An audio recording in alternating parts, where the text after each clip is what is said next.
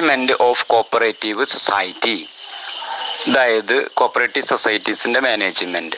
Cooperative societies are members owned and member controlled organisation. According to the Act and rules, management of cooperative societies vested in two bodies, namely general body and managing committee. അതായത് ഒരു cooperative societies മെമ്പർമാരുടെ ഉടമസ്ഥതയിലുള്ള മെമ്പർമാരാൽ നിയന്ത്രിക്കപ്പെടുന്ന ഒരു സ്ഥാപനമാണ്. ഇപ്പോൾ കേരള സഹകരണ സംഘ നിയമവും അതുപോലെ തന്നെ വകുപ്പുകളും സെക്ഷനൊക്കെ അനുസരിച്ച് ഒരു കോപ്പറേറ്റീവ് സൊസൈറ്റീസിൻ്റെ മാനേജ്മെൻറ്റ് രണ്ട് ബോഡികളിൽ നിക്ഷിപ്തമാണ്. ഒന്ന് ജനറൽ ബോഡി, രണ്ട് മാനേജിങ് കമ്മിറ്റി. ഇതിൽ ജനറൽ ബോഡി നമുക്ക് നോക്കാം. സെക്ഷൻ 27 ആണ് general body. The general body എന്ന് പറഞ്ഞാൽ general body is considered as the supreme authority or final authority of a cooperative society. General body means the members who are entitled to vote in the affairs of the cooperative society. Generally, managing committee convene the general body meeting. If managing committee fails to convene the general body, the registrar will convene the general body. The following are the different types of general body: first general body, last general body, annual general body, special general body and representative general body. General body എന്ന് പറഞ്ഞാൽ ഒരു cooperative സൊസൈറ്റീസിനെ സംബന്ധിച്ചിടത്തോളം അതിൻ്റെ final authority അല്ലെങ്കിൽ അതിൻ്റെ supreme അതോറിറ്റിയാണ്. ഏറ്റവും വലിയ ഉത്തരവാദിത്വം ഒരു കോപ്പറേറ്റീവ് സൊസൈറ്റീസിൻ്റെ ഏറ്റവും വലിയ അതോറിറ്റി എന്ന് പറയുന്നത് അതിൻ്റെ ജനറൽ ബോഡിയാണ്. ജനറൽ ബോഡി എന്ന് പറഞ്ഞു കഴിഞ്ഞാൽ വോട്ട് ചെയ്യാൻ അവകാശമുള്ള മെമ്പർമാർ ഉൾപ്പെടുന്നതാണ് ഒരു കോപ്പറേറ്റീവ് സൊസൈറ്റീസിൻ്റെ ജനറൽ ബോഡി. ഇപ്പോൾ സാധാരണയായിട്ടൊരു ജനറൽ ബോഡി വിളിച്ചു ചേർക്കുന്നത് ആരാ? Managing committee. മാനേജിങ് കമ്മിറ്റി അത്തരത്തിൽ വിളിക്കാൻ പരാജയപ്പെടുകയാണെങ്കിൽ രജിസ്ട്രാർ വിളിച്ചു ചേർക്കും. ഇനി പല തരത്തിലുള്ള ജനറൽ ബോഡി ഉണ്ട്. അപ്പോൾ പ്രധാനമായ 5 തരത്തിലാണ് ജനറൽ ബോഡി ഉള്ളത്. അതിലൊന്ന് first general body, 2 last general body, 3-ാമത്തേത് ആനുവൽ ജനറൽ ബോഡി, 4-ാമത്തേത് സ്പെഷ്യൽ ജനറൽ ബോഡി, 5-ാമത്തേത് ഫസ്റ്റ് ജനറൽ ബോഡി എന്ന് പറയുന്നത് റൂൾ 8 ആണ്. Rule 8 deals with first general body. അതായത് within 3 months from the date of registration of the society the chief promoter shall convene the first general body meeting of all persons who have signed in the application for registration of the cooperative society. Where the chief promoter fails to convene the general body, it shall be convened by any persons authorized by the registrar. അപ്പോൾ ഒരു cooperative society register ചെയ്തിട്ട് 3 മാസത്തിനുള്ളിൽ അതിൻ്റെ chief promoter cooperative സൊസൈറ്റീസിൻ്റെ application ഫോമിൽ sign ചെയ്ത് എല്ലാവരും കൂടി വിളിച്ചു ചേർക്കും. അപ്പോൾ അത്തരത്തിൽ വിളിച്ചു ചേർക്കുന്ന ജനറൽ ബോഡിയാണ് ഫസ്റ്റ് ജനറൽ ബോഡി എന്ന് വിളിക്കുന്നത്.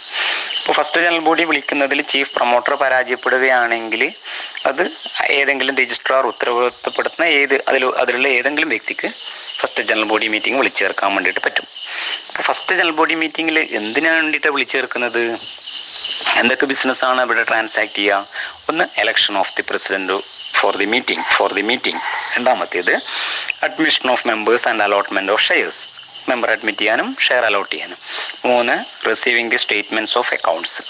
ഇതുവരെ ചിലവായ കണക്കുകളും അതിൻ്റെ അക്കൗണ്ട്സ് ഒക്കെ വാങ്ങിക്കുന്നതിനും.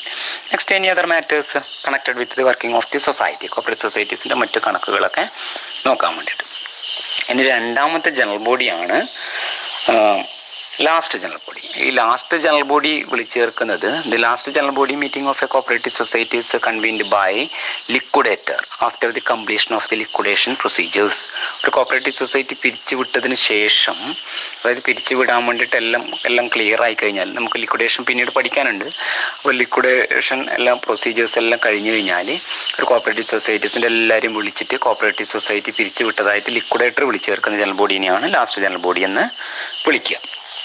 ഇനി 3-ാമത്തേത് റെപ്രസെൻറ്റേറ്റീവ് ജനറൽ ബോഡിയാണ്. റെപ്രസെൻറ്റേറ്റീവ് എന്ന് പറഞ്ഞു കഴിഞ്ഞാൽ if the area of operation of the cooperative society vast or total number of members of the cooperative society is not less than 1000, the society make a provision in the bylaws for constitution of smaller general body to exercise the powers of the general body. Such a smaller general body is known as representative general body. അതായത് ഒരു cooperative സൊസൈറ്റീസിൻ്റെ area വളരെ വലുതാണെങ്കിൽ, വിപുലമാണെങ്കിൽ, അല്ലെങ്കിൽ total number of members 1000-ൽ കൂടുതൽ ഉണ്ടെങ്കിൽ അത്തരത്തിലുള്ള cooperative സൊസൈറ്റീസിന് അതിൻ്റെ ബൈലോയിൽ ഒരു വ്യവസ്ഥ ഉണ്ടാക്കുക. സ്മോളർ ജനറൽ ബോഡി വിളിച്ചേർക്കുക. ഒരു എല്ലാ മെമ്പർമാരെയും ഉൾപ്പെടുത്തിക്കൊണ്ട് വിളിച്ചേർക്കാൻ വേണ്ടി പറ്റില്ല. 25,000, 30,000, 40 നമ്പർ ഓഫ് മെമ്പേഴ്സ് ലിമിറ്റില്ല. മിനിമം ആണ് 25. അപ്പോൾ എല്ലാ മെമ്പറേയും വിളിച്ചേർക്കാൻ വേണ്ടി പറ്റാത്തത് കൊണ്ട് അതിൽ സെലക്റ്റഡ് ആയിട്ടുള്ള ആളുകളെ വിളിച്ചേർക്കും. അപ്പോൾ ഇത്ര ആളുകൾക്ക് ഇത്ര ആളുകൾ. അപ്പോൾ അങ്ങനെ വിളിച്ചേർക്കുന്ന ജനറൽ ബോഡീനെ വിളിക്കുന്ന പേരാണ് റെപ്രസെൻറ്റേറ്റീവ് ജനറൽ ബോഡി. റൂള് 34 ആണ്. നെക്സ്റ്റ് നമുക്ക് ആനുവൽ ജനറൽ ബോഡിയിലേക്ക് പോവാം. ഇപ്പോൾ ഈ ആനുവൽ ജനറൽ ബോഡി എന്ന് പറയുന്നത് ശരിക്കും കോപ്പറേറ്റീവ് സൊസൈറ്റീസിൻ്റെ ആനുവൽ ജനറൽ ബോഡി എന്ന് പറയുന്നത് A general body meeting of a society shall be held once in every year is known as annual general body. ഒരു കോപ്പറേറ്റീവ് സൊസൈറ്റീസിൽ എല്ലാ വർഷവും വിളിച്ചേർക്കുന്ന ജനറൽ ബോഡീനാണ് ആനുവൽ ജനറൽ ബോഡി എന്ന് വിളിക്കുക. എന്തിനു വേണ്ടിയിട്ട്? അപ്രൂവൽ ഓഫ് ദി ബഡ്ജറ്റ്, അതുപോലെ തന്നെ election if any of members of the committee cooperative സൊസൈറ്റീസിൽ മെമ്പർമാരാരെങ്കിലും തിരഞ്ഞെടുക്കണമെങ്കിൽ, consideration of audit reports and annual reports, audit റിപ്പോർട്ടും ആനുവൽ റിപ്പോർട്ടൊക്കെ പരിഗണിക്കാൻ വേണ്ടിയിട്ട്, disposal of net profit dispose ചെയ്യാൻ വേണ്ടിയിട്ട്, അതുപോലെ തന്നെ consideration of any other matters, അങ്ങനെ എല്ലാം എഴുതാം. അതുപോലെ തന്നെ സെക്ഷൻ 30 പറയുന്നത്, സെക്ഷൻ 29 ആണ് ആനുവൽ ജനറൽ ബോഡി, സെക്ഷൻ 30 ആണ് സ്പെഷ്യൽ ജനറൽ ബോഡി. അപ്പോൾ സ്പെഷ്യൽ ജനറൽ ബോഡി എന്ന് പറഞ്ഞു കഴിഞ്ഞാൽ the committee of a cooperative societies can call a special general body meeting at any time besides the committee is liable to call such a special general body within 1 month after getting a requisition either from the registrar or from 1/5 of the total number of members of the society. അതായത് ഒരു cooperative സൊസൈറ്റീസിൻ്റെ രജിസ്ട്രാറിൻ്റെ അപേക്ഷയിന്മേൽ, അല്ലെങ്കിൽ രജിസ്ട്രാറിൻ്റെ ആവശ്യപ്പെടുന്ന പക്ഷം, അല്ലെങ്കിൽ total number of മെമ്പേഴ്സിൻ്റെ 1/5 ആവശ്യപ്പെടുന്ന പക്ഷം ഒരു cooperative societies special പർപ്പസിൻ്റെ അടിസ്ഥാനത്തിൽ വിളിച്ചേർക്കുന്ന ജനറൽ ബോഡിനെയാണ് സ്പെഷ്യൽ ജനറൽ ബോഡി മീറ്റിംഗ് എന്ന് വിളിക്കുന്നത്. ഇതാണ് പലതരത്തിലുള്ള general body. First, last, annual, special, representatives, 5 general body. നമ്മൾ മാനേജ്മെൻറ്റിനെ പറ്റി പറയുമ്പോൾ സെക്ഷൻ 27 ആൻഡ് 28 ആണ് മാനേജ്മെൻറ്റ് ഓഫ് കോപ്പറേറ്റീവ് സൊസൈറ്റീസ്. അതിൽ 27 ആണ് ഞാൻ നേരത്തെ പറഞ്ഞ general body. Different types of general ബോഡിയൊക്കെ ജനറൽ ബോഡിയാണ് സെക്ഷൻ 27 വരുന്നത്. ഇനി 28 പോയി കഴിഞ്ഞാൽ മാനേജിങ് കമ്മിറ്റിയാണ്. മാനേജിങ് കമ്മിറ്റി എന്ന് പറഞ്ഞു കഴിഞ്ഞാൽ the general body of a cooperative societies shall constitute a committee for a period not exceeding 5 years in accordance with the Act, rules and bylaws. അതായത് ഒരു കോപ്പറേറ്റീവ് സൊസൈറ്റീസിൻ്റെ ജനറൽ ബോഡിയാണ് മാനേജിങ് കമ്മിറ്റിനെ കോൺസ്റ്റിറ്റ്യൂട്ട് ചെയ്യുന്നത്. അതായത് cooperative society manage ചെയ്യാൻ വേണ്ടിയിട്ട് general body തിരഞ്ഞെടുക്കപ്പെടുന്ന മെമ്പർമാരെയാണ് managing committee എന്ന് വിളിക്കുക. സാധാരണയായിട്ട് 5 വർഷം കഴിയാത്തൊരു പീരീഡിലേക്കാണ് മാനേജിങ് കമ്മിറ്റീനെ തിരഞ്ഞെടുക്കുന്നത്. അപ്പോൾ അത് പ്രൈമറി സൊസൈറ്റീസ് ആണെങ്കിൽ 15 കവിയാൻ വേണ്ടി പാടുള്ള മാനേജിങ് കമ്മിറ്റിയുടെ നമ്പർ ഓഫ് മെമ്പേഴ്സ്. മറ്റ് സൊസൈറ്റീസ് ആണെങ്കിൽ 25 വരെ ആവാൻ വേണ്ടിയിട്ട് പറ്റും. അപ്പോൾ അതേപോലെ തന്നെ ഈ മാനേജിങ് കമ്മിറ്റി പഠിക്കുമ്പോൾ അതിലൊരു അഡ്ഹോക്ക് കമ്മിറ്റി എന്താണെന്നും കൂടി നമുക്ക് നോക്കണം. അഡ്ഹോക്ക് കമ്മിറ്റി എന്ന് പറഞ്ഞു കഴിഞ്ഞാൽ ഇടയ്ക്ക് ചോദിക്കാൻ ഒരു വെയിറ്റേജിനൊക്കെ, in the case of new society a persons who have signed in the application for registration may appoint a committee to manage the affairs of a society for a period of 3 months from the date of registration. This committee is called ad hoc committee. അതായത് പുതിയ society ആണെങ്കിൽ അവിടെ managing committee ഉണ്ടാവില്ല. അപ്പോൾ general body ഉണ്ടാവും, managing committee ഉണ്ടാവില്ല. അപ്പോൾ അപ്ലിക്കേഷനിൽ sign ചെയ്ത, അതായത് അപ്ലിക്കേഷനിൽ രജിസ്ട്രേഷന് വേണ്ടിയിട്ട് അപ്ലിക്കേഷനിൽ സൈൻ ചെയ്ത മെമ്പർമാരെ 3 മാസത്തേക്ക് തൽക്കാലമായിട്ടൊരു കമ്മിറ്റി ആയിട്ട് തിരഞ്ഞെടുക്കും. ആ കമ്മിറ്റിയെ താൽക്കാലികമായിട്ട് അത്തരത്തിൽ തിരഞ്ഞെടുക്കുന്ന കമ്മിറ്റിയാണ് അഡ്ഹോക്ക് കമ്മിറ്റി എന്ന് വിളിക്കുക. അപ്പോൾ 3 മാസം വരെ സമയമുണ്ട്. അപ്പോൾ അതിനുള്ളിൽ ജനറൽ ബോഡി എലക്ട് ചെയ്തിട്ട് മാനേജിങ് കമ്മിറ്റിനെ തിരഞ്ഞെടുക്കും. അതാണ് അഡ്ഹോക്ക് കമ്മിറ്റീനെ പറ്റിയിട്ട് പറയാനുള്ളത്. പിന്നെ മാനേജിങ് കമ്മിറ്റീൻ്റെ ഫങ്ഷൻസും പവേഴ്സും അതൊക്കെ നോക്കണം. ഫങ്ഷൻസ് എന്ന് പറയുമ്പം നമുക്കറിയാം, ഫങ്ഷൻസ് ആൻഡ് പവേഴ്സ് ഒക്കെ ചോദിച്ചിട്ടുണ്ടെങ്കിൽ ഫോർമുലേറ്റ് പ്ലാൻസ് ഉണ്ടാക്കുക, അതുപോലെ തന്നെ ഫ്രെയിം പോളിസീസും പ്രോഗ്രാംസ് ഒക്കെ ഉണ്ടാക്കുക, create a good organisational structures ഉണ്ടാക്കുക, അതുപോലെ തന്നെ take timely and appropriate decision എടുക്കുക, to exercise control over financial മാറ്റേഴ്സിലൊക്കെ കൺട്രോൾ ചെയ്യാം, അതുപോലെ തന്നെ കോർഡിനേറ്റ് വേരിയസ് ആക്ടിവിറ്റീസ്. ഇതൊക്കെ ചെയ്യേണ്ടത് മാനേജിങ് കമ്മിറ്റിയുടെ ഫങ്ഷൻസ് ആണ്.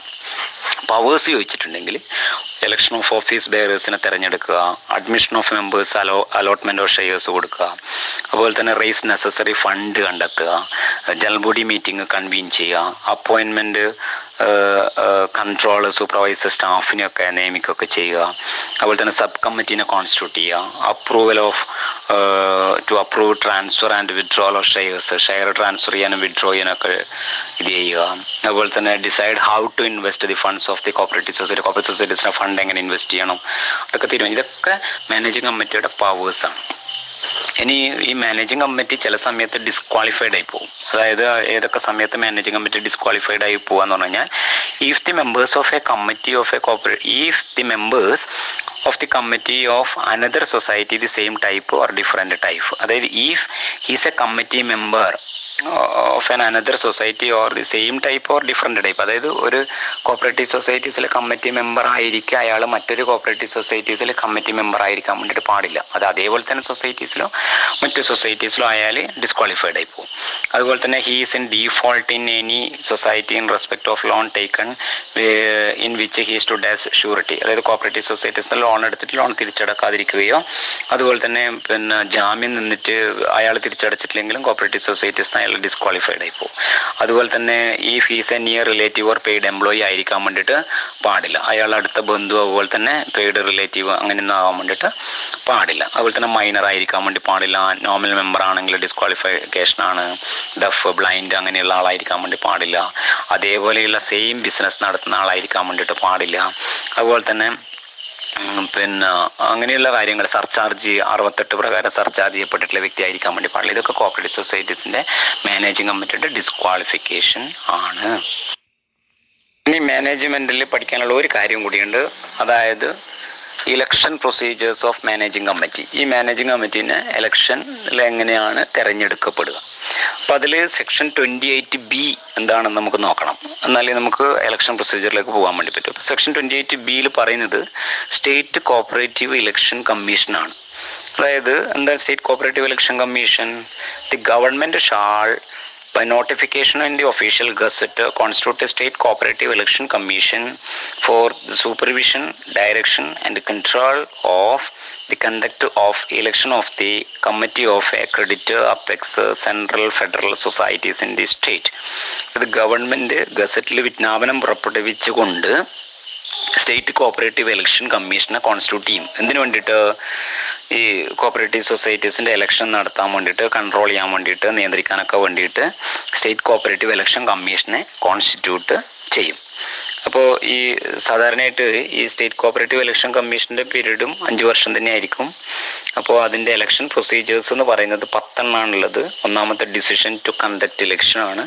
അപ്പോൾ അത് before the expiry of the term of the committee, കമ്മിറ്റിയുടെ കാലാവധി, നിലവിലുള്ള കമ്മിറ്റിയുടെ കാലാവധി തീരുന്നതിന് മുമ്പ് at least 60 days in advance pass a resolution fixing the date, time, place for the conduct of election of the new committee and a copy of such a resolution shall be sent to the registrar. അതായത് നിലവിലുള്ള കമ്മിറ്റിയുടെ കാലാവധി തീരുന്നതിന് 2 മാസം മുമ്പ് committee കൂടിയിട്ട് എവിടെ വെച്ചിട്ട് ഇലക്ഷൻ നടത്തും, എപ്പോൾ നടത്തും, ടൈം, പ്ലേസ് ഇതൊക്കെ തീരുമാനിച്ചിട്ട് അതിൻ്റെ ഒരു കോപ്പി, അതിൻ്റെ റെസൊല്യൂഷൻ്റെ ഒരു കോപ്പി, പ്രമേയത്തിൻ്റെ ഒരു കോപ്പി രജിസ്ട്രാർക്ക് അയച്ചു കൊടുക്കണം. അപ്പോൾ അതിൻ്റെ ഹെഡിങ് നമുക്ക് എന്ത് എഴുതാം? ഡിസിഷൻ ടു കണ്ടക്ട് ഇലക്ഷൻ, ഒന്നാമത്തെ സ്റ്റെപ്പ്.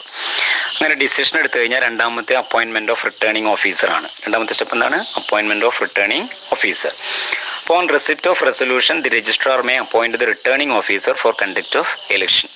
അപ്പോൾ അങ്ങനെ ഒരു റെസിപ്റ്റ് കിട്ടിക്കഴിഞ്ഞാൽ, ഈ നമ്മളെ കോപ്പറേറ്റീവ് സൊസൈറ്റീസിന് ഇലക്ഷൻ നടത്തണം എന്ന് പറഞ്ഞിട്ട് ഒരു അപേക്ഷ കിട്ടിക്കഴിഞ്ഞാൽ ഉടനെ തന്നെ രജിസ്ട്രാർ ഒരു റിട്ടേണിംഗ് ഓഫീസർ കോൺസ്റ്റിറ്റ്യൂട്ട് ചെയ്യും. അതാണ് രണ്ടാമത്തെ സ്റ്റെപ്പ്. മൂന്നാമത്തെ issue of voters list.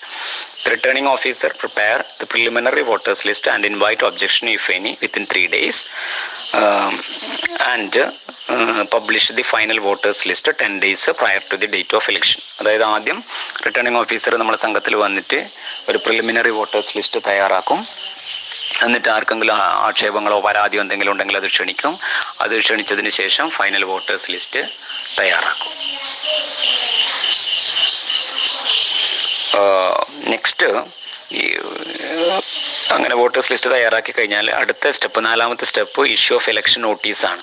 Returning officer has to send an election notification containing the following to all members whose names included in the final voters list. Returning officer എന്ത് ചെയ്യും? Election notice തയ്യാറാക്കിയിട്ട് എല്ലാ മെമ്പർമാർക്കും അയച്ചു കൊടുക്കും. അപ്പോൾ എത്ര vacancy ഉണ്ട്, അത് area of operation, date, place, ഇതൊക്കെ തീരുമാനിച്ചുകൊണ്ട് ഇലക്ഷൻ നോട്ടീസ് തയ്യാറാക്കും.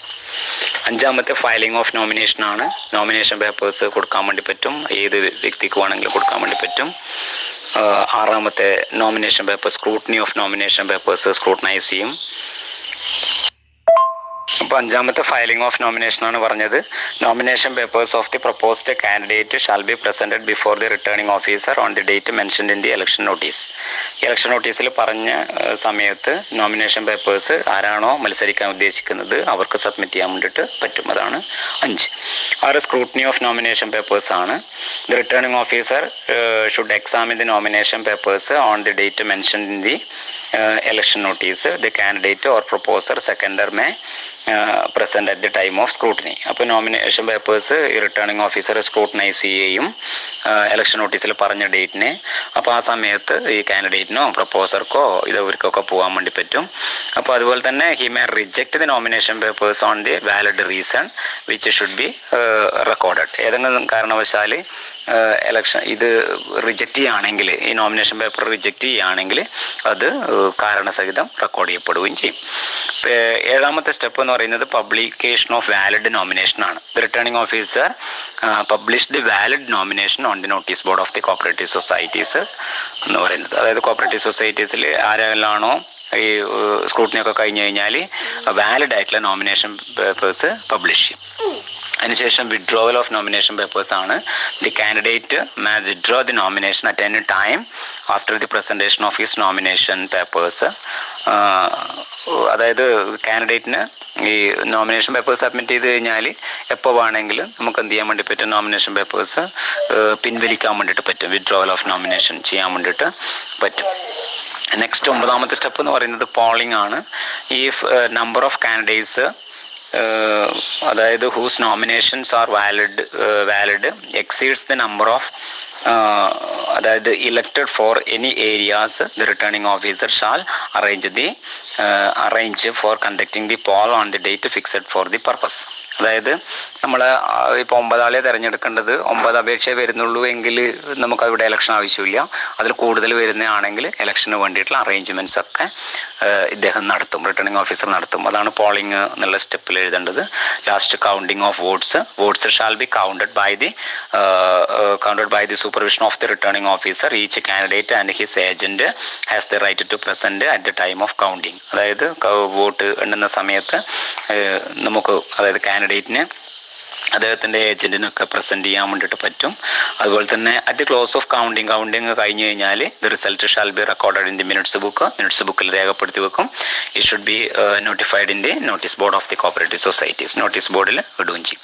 അപ്പോൾ ഇതൊക്കെയാണ് കോപ്പറേറ്റീവ് സൊസൈറ്റീസിൻ്റെ ഇലക്ഷൻ പ്രൊസീജിയേഴ്സ്. ഇങ്ങനെയാണ് കോപ്പറേറ്റീവ് സൊസൈറ്റീസിൽ മാനേജിംഗ് കമ്മിറ്റിനെ എലക്ട് ചെയ്യാനുള്ള procedures. On the decision to conduct election, appointment of returning officer, issue of voters list, issue of election notice, next filing of nomination, scrutiny of nomination papers, publication of valid nomination, withdrawal of nomination, polling, counting of votes. ഇങ്ങനെ 10 സ്റ്റെപ്പോട് കൂടിയിട്ടാണ് election നടത്തുക.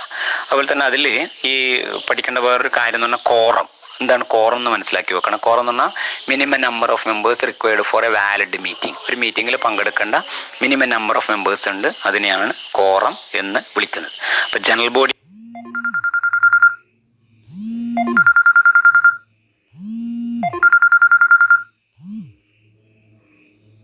ആണെങ്കിൽ 1/5 ആണ് quorum.